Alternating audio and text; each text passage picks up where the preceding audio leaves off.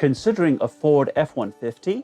Take a look at the truck, hear a real owner's likes and dislikes, and discover if you should buy it. For over 40 years, the F-150 has been America's best-selling truck. I've been to the Ford Rouge plant, and it's pretty amazing to see them crank out these F-150s. I think they made about 600 just in one day.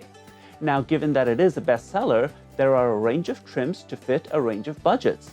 Mark, our owner for today, has the entry-level F-150 XL. So let's take a look. My first like of my F-150 is the styling. I really like it, and I've got a lot of compliments for it. It is a nice-looking truck. The front end is aggressively styled with a massive grille and a bar that goes across into the headlight clusters. Higher trims get grilles with more chrome. There's a neat design theme throughout that plays with a 45-degree angle. You see it in the front and rear lights,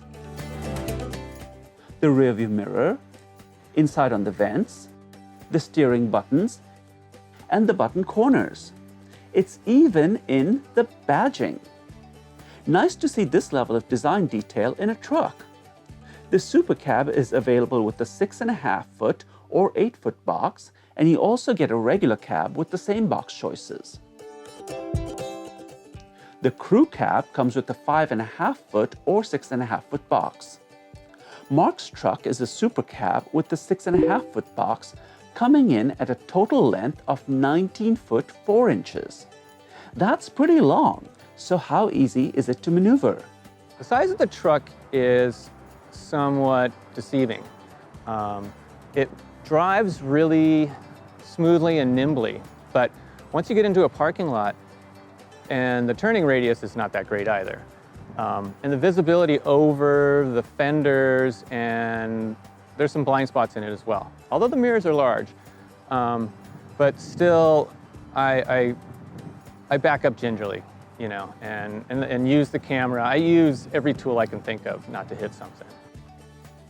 It's large on the outside, but does that help on the inside? It's a big roomy cab.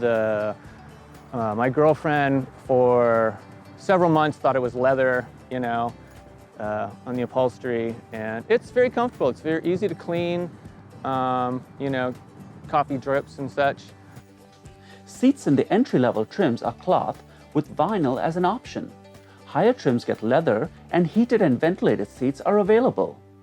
Access to the rear seat is easy with the suicide doors, and legroom is plenty.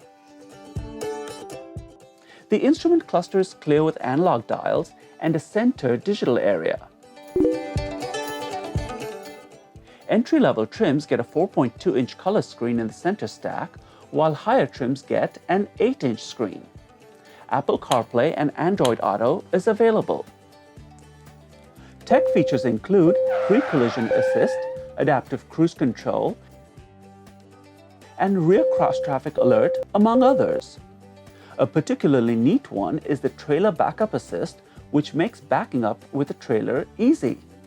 Depending on the engine and cab choices, the towing capacity ranges from 5,000 pounds to a best-in-class 13,200 pounds.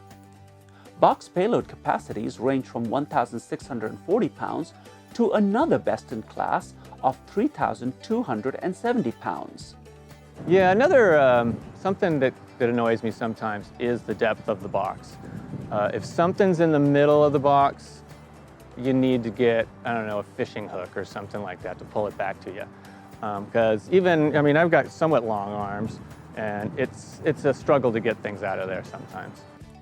Ford does offer optional side steps for the box, but perhaps those should be made standard. With this generation of the F-150, Ford moves to a high-strength aluminum instead of steel.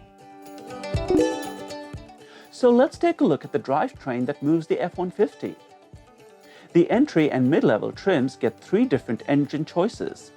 Even the lowest one comes with a decent 290 horsepower and 265 pound-feet of torque. The Limited comes standard with a 3.5-liter V6 EcoBoost, and the high-output version is exclusively reserved for the Raptor. All these engines get a 10-speed automatic, except for the 3.3-liter V6, which gets a 6-speed automatic. Drive modes include normal, tow, snow, eco, and sport.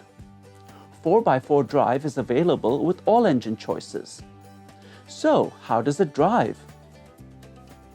It drives really nice. It's very stable, smooth. It's got a lot of power. So it's a pretty impressive truck. There's a good reason why it's America's best seller. But what does Mark recommend, and how many stars does he rate it? I would definitely consider it, and I would give it 4 stars.